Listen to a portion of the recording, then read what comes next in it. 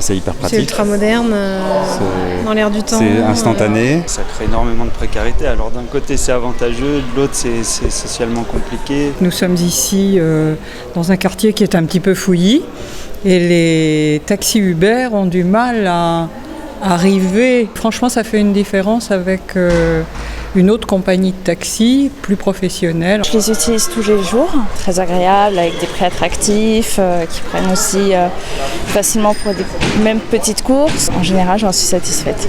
Je me suis connecté sur la plateforme Uber et qui était apparemment fermée. Je voulais l'essayer, ça m'a été recommandé. On ne peut plus proposer nos services à moins d'être VTC. Je trouve ça dommage pour les particuliers. Il faut se conformer aux règles pour que chacun trouve sa place. Travailler. La France ne peut rien faire contre. Ils vont avoir une amende, mais ils peuvent la payer 100 fois plus. C'est une évolution.